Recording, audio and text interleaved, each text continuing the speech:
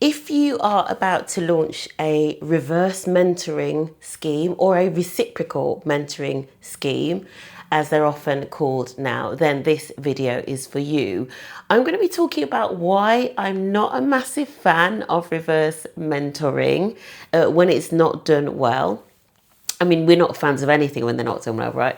So I'm going to talk about how to get your reverse mentoring / reciprocal mentoring schemes working well, and why you want to avoid like a bit of a side eye from individuals when they're looking at your mentoring scheme as an ERG. So this is ERG Strategy, the channel that gives you tips, tools and advice and techniques to run effective, engaged employee resource groups and build strong communities that make a difference in your organisation. So if that's what you need, you are in the right place. Videos every Tuesday and I go live every Friday morning on LinkedIn. Super consistent on LinkedIn, not so good here, right? Let's just call it as it is. But we've been busy, right?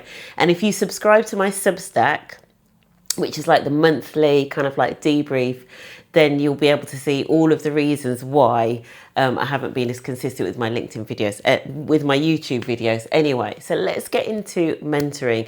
The reason I wanted to talk about this, I think it's just that time of year actually when for ERGs that have been in planning for the start of the year, if you are launching a mentoring program, you're probably about to do it now. And so quite a few people have been talking to me about their mentoring programs. And also I've got a client that specifically asked me to come in and redesign their mentoring program for them and slightly tweak it. So they had this mentoring program, they launched it a couple of years ago. They took a year off last year for whatever reason, you know, various things happening in the business, and they're back on it this year and they've asked me to come in and redesign it and roll out some training for mentors and mentees to make sure they're getting the best out of it. And so I thought, let me take the learnings from that and feed it into this video and really talk to anybody that's putting a mentoring program in place. So let's just start off with typically what is, and I've got no notes for this one, right? This is because this is all sort of fairly fresh in my head because I've been having so many conversations. So typically what is a reverse mentoring program? So where it kind of came from or where it came about is, especially for ERGs actually, that are either ERGs for women and or individuals from different ethnic or racialized backgrounds, right? That was typically who the reverse mentoring was with.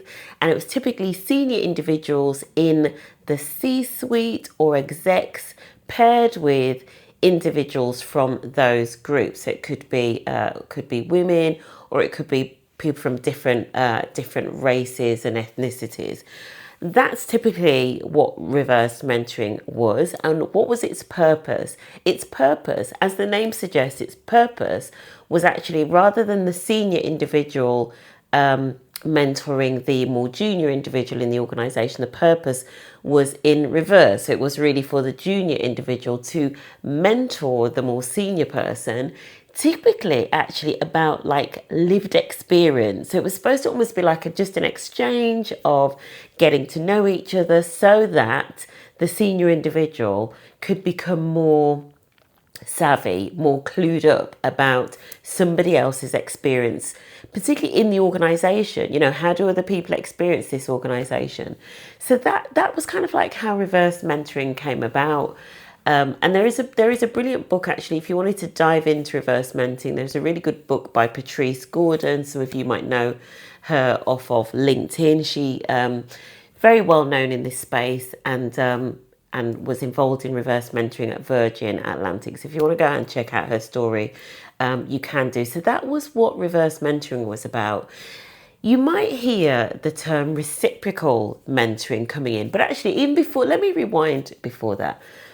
I think then people started to talk about some of the criticisms of reverse mentoring. And this is something that Patrice's book gets into. So she actually gets into what reverse mentoring looks like when it's done well.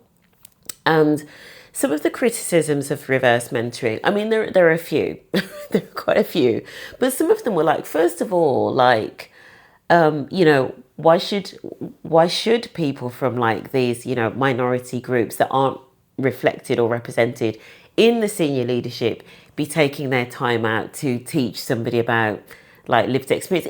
It kind of felt a bit unequitable.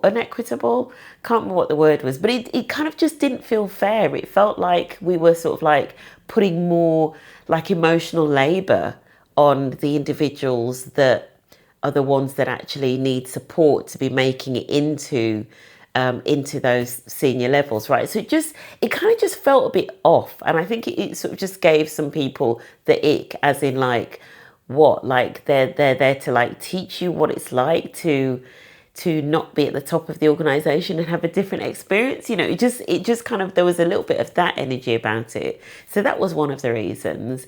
And it was also linked to that. It was seen as, this more junior person potentially, or most likely, is taking their time out of their day to like teach and inform you in the C-suite who's already got your corner office.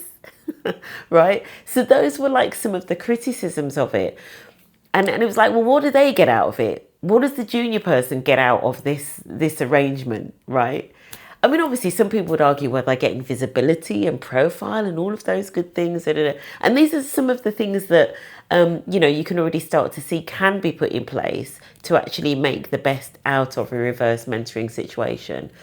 So then came along reciprocal mentoring, and I had a conversation with somebody last week about this, and they said, yeah, we're about to launch our reciprocal mentoring scheme. So what is reciprocal mentoring? This is like where it's more two-way. Now you're mentoring each other, right? It's not just a case of this more junior person's like giving, and the exec's taking, and there's nothing in return, right? There's no like what's in it for me for the junior person. So reciprocal mentoring is actually, I guess, more like a little bit more like a traditional mentoring program, in terms of there is mentoring going both ways. So this senior individual is also now mentoring this more junior person, and I guess are doing the traditional stuff in terms of, helping them sort of like soundboarding where they're going in terms of like with their career or specific issues that they're having, etc. But effectively, you're getting now a little bit of both. So that is reciprocal mentoring. Now, just to sort of like caveat this, so my experience in mentoring, I have been mentoring for a long time. I can't even remember when I first started doing mentoring. This is going like way back in my career. And I don't, let me not have to reveal how old I am on this video, right? But suffice to say, I've been mentoring for so long, I can barely remember. And I used to do it, and I mean formal mentoring, like I used to do it on a voluntary basis for the organisation which is now known as the King's Trust. It used to be the Prince's Trust, and new businesses were assigned mentors, and I used to be one of those business mentors, right? Putting my accountant's hat on. Those of you that know me know I'm a chartered accountant by background. So I've been mentoring for a long time, and also mentoring people in the workplace. And then at one point, actually, there is an organisation called Professional Women's Network. It's a global organisation. I used to actually head up their mentoring scheme in London. So I used to look after all of the mentoring, all of the matching. I used to train out and sort of like do the launch for the mentors and the mentees, etc. So I've been in this space for a long time. So I like to think that I know what I'm talking about when it comes to mentoring. So we've talked now about the reverse mentoring, the reciprocal mentoring. What is traditional mentoring? Maybe I should have started there. What is traditional mentoring?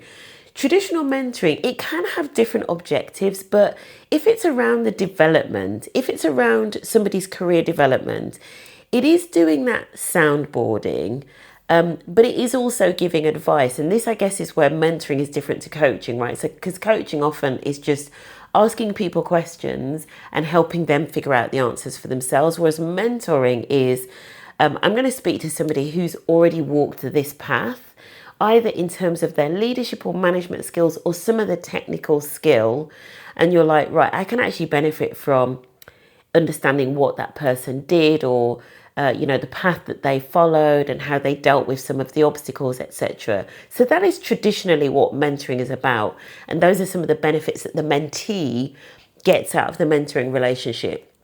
Now, one of the things I would say is that if traditional mentoring is done well, right, both mentor and mentee are going to get something out of it anyway. So I've always like had a slight issue with the terminology around reverse mentoring, because I think that if traditional mentoring is done well, where the mentor is kind of like slightly further ahead in their career, their experience, etc., or in that technical discipline, compared to the mentor will still learn in that relationship. It should never just be like a one-way thing. There's always going to be a two-way. So I've always kind of thought that the term reverse mentoring was a little bit unnecessary, albeit I understand that in this particular context, it was called that because we wanted to make sure that the learning went the other way, right? The non-traditional way. But in traditional mentoring, it should always be a case that the mentor is always going to learn something, right? Whenever you have a conversation with another human being and you connect with them, like on a sort of like deeper level, you're always going to learn something, right? But that is what traditional mentoring is. Now, when it comes to networks, so let me just, I told you this is going to be a little bit all over the place because I have no notes, but here's the thing. Let me tell you about the mentoring program that I'm designing, and then I think you will figure out the issues that I sometimes have when I see ERGs rolling out mentoring programs. So this mentoring program that I'm designing for this organization, this mentoring program goes across the whole organization, right? So anybody can put their hand up and say, I want mentoring, right? Which I actually quite like. And I think in the world that we're in currently, if you are based in the US or if you are based in the UK potentially as well, you need to think about whether you should actually be opening your mentoring program out more widely than just to ERG members, even though obviously you have got the data to support the fact that actually, because of like progression rates and all of that into the top of the organization, that mentoring is going to be of more value and has a role to play in terms of supporting the development of individuals in your ERG or with the same, like protected characteristics. You should still really think about opening it out more widely just to de-risk it from the crazy people that are like suing ERGs and actually the organizations that are literally encouraging individuals to sue ERGs, right? Especially in the US. So I'm just going to put that out there first. So this mentoring program that I've been brought in to design and to help roll out and train out is for everybody. It's not mandatory, it's voluntary. Apart from for the senior individuals, and we come back to that, but it's voluntary. So basically, if somebody wants mentoring, they can just put their hand up and be pulled into it. However, what I've done with that firm and what I basically recommended they needed to do, because when they rolled out the mentoring program a couple of years ago and it was open to everybody, the mentoring program, and I'll say in their own words, it was fairly light touch. It was kind of just about people getting to know each other. And sort of building, sort of like better relationships across teams, so more trusting relationships. Also like getting the culture of the organization out there and I guess tackling some of like the unwritten rules. So kind of really was just a getting to know each other kind of like mentoring scheme. That really was its main purpose. It wasn't really about career development per se. It was like, let's just all get to know each other better. So for me, that's really around culture. What is the type of culture that we're trying to create in this organization? And can we do that by, matching people up? So some of the people that have been here a long time, maybe with some of the newbies, and kind of like see how that works, right? Great. I sort of said, one of the things I said to this new client, I said, how did that go down with like your senior individuals? And it's fair to say that they were maybe a little bit, I'm not going to say they're lukewarm, but I'm going to say inconsistent, right? And that's because here's the thing, especially now, I think maybe things were different a couple of years ago, but now in 2026, when economies are all over the place, right? The geopolitics are off the scale. The world is on fire, all of that stuff, right? We know that. So therefore, for a lot of businesses, there are incredible commercial and operational pressures at the moment, and a lot of, in particular, senior individuals, but actually I think at the moment everybody, people are really watching time in terms of how are people spending their time. Is that use of time beneficial to this organization? Is that use of time, driving revenue? Is that use of time driving improvement? Is that use of time beneficial, right? It's a lot of it now at the moment is what is the return on that time invested? And so what I basically have done with this particular mentoring scheme, I've said, right, we need to make a distinction here. If we want to do mentoring to convey the culture of the organisation, to carry the culture of the organisation, and make sure that people understand how the organisation works, and make sure that we kind of like get across to people what a great organisation this is and the kinds of behaviours that we want, etc.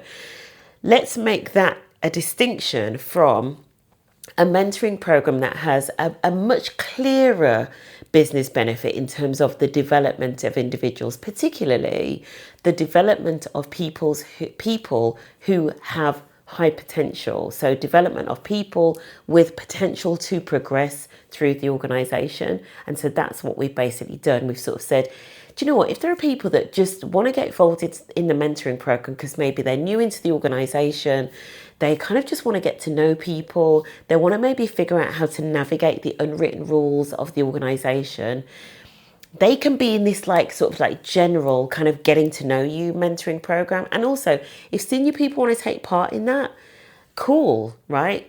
And for me, that's kind of where your sort of like generic or general sort of like reverse mentoring and reciprocal mentoring lives. It's kind of, if it's just about people getting to know each other, navigating the organisation, kind of, figuring out and unpacking some of the unwritten rules that it takes to kind of like get along and just, enjoy your workplace and enjoy the work environment. Cool, that's your general mentoring, and it's open to everybody. It can be traditional, it can be reverse, it can be reciprocal, it almost doesn't matter. That's just your general program, right? Cool, we've done that. I'm kind of, here's where I am. Here's like where I would be recommending that senior time is spent in a mentoring program is in supporting individuals that have the potential to progress through the organisation, right? And for some people, this might sound like tough love, because I know when I mentioned this to somebody a couple of years, when they were struggling with their reverse mentoring and they were getting some pushback as an ERG, I said to them, who is the reverse mentoring open to? And they said, oh, it's open to everybody. And I said, I'm just going to tell it as it is, right? I'm not a big fan of people getting access to senior individuals in a formal way, like a reverse mentoring or a sponsorship program, just because they are a woman, or just because they have a disability, or just because they are black or brown. I am not a fan of it at all. To me, that is not a good use of senior time. It's not a good use of senior time to give visibility or match them with or mentor them with somebody who maybe doesn't even care whether they progress through the organisation. That is not a good use of senior time, and it also does not reflect very well on the ERG. The reality is, if you want senior individuals to spend their time mentoring somebody, it should have a point to it. So this should be individuals who either want to and have shown aptitude or have the ability to progress through the organisation. And my suggestion, it depends on how many senior people that you've got, etc. But if, for example, you've got, as most organisations are, a smaller number of senior individuals, then you should just be looking at that smaller group of individuals with the aptitude and or the potential that's maybe come out of their performance development programs to progress through the organisation. Put them in front of the senior people to be mentored, right? That's where you get the benefit. And then they are mentored. In fact, what I'm really talking about is informal sponsorship, right? So you're putting them in front of people who can then be like, oh my gosh, this person's amazing. I am happy to not only mentor them in the room and kind of like give them career advice and tips and whatever, but actually I'm going to become more like a formal sponsor for them, an informal sponsor. I'm going to start opening doors. I'm going to start introducing them to my network. That's what you want to come out of it. This kind of chit chat, that's all great just for like getting to know people and maybe giving people a better experience in the workday. But in terms of representation through the organisation, be very, very intentional about how you use the time of senior individuals and the people that you put them to mentor with. And I would go one step further. I would say work with your talent management team to decide who those individuals are going to be that get that mentoring. And that's how you can justify it to the senior individuals, right? You're gonna put great people in front of those senior individuals, and you're going to say, you know, we've matched you with them for a reason, because they're great. They're absolutely great, and they deserve this mentoring opportunity. And so you don't, you know, nobody needs to be kind of like embarrassed or anything like that about this mentoring program that is focusing more on individuals from backgrounds that don't typically get the opportunities, because you're putting great people in front of senior people who absolutely deserve those opportunities, right? Rant over.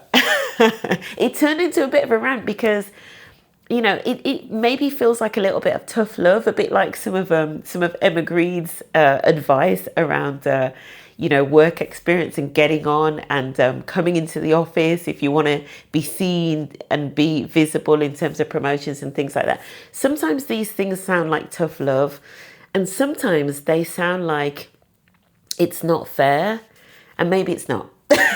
Life is not fair. And here's the thing. So when I go into organizations and when I talk to senior leaders, I tell them something different, right? I say to them, you have got to make more of an effort to build bridges with everyone in your organization, right? Not just the amazingly good people, right? Right. So I understand this isn't fair. And there is an element of, for ERGs in particular, you've got to be really astute in terms of how you do this, because things are not fair. And it's not just, in fact, it's not even just as straightforward as because things are not fair. It's because people are people. It's because humans are people. We're all human. None of this is perfect. And also it's because of the economic, commercial and operational pressures that organizations have at the moment. So when it comes to something like a mentoring program, you have to be able to explain the business benefit to the organization. And the best way of doing that is to make sure that when you are using senior leadership time, they are mentoring individuals with high potential to go far in the organization. That is it. I hope you found that useful. If you did, please share this with individuals in your organization, especially maybe those that are like side-eyeing the mentoring program or thinking that things aren't fair, or maybe some of your senior leaders, like literally share this video with them or explain the different purposes and the different objectives of mentoring, and hopefully it means that they can completely get on the bus. If you do need some help with your mentoring program, drop me a DM, right, or something like that, or just drop it in the comments if you've got a comment.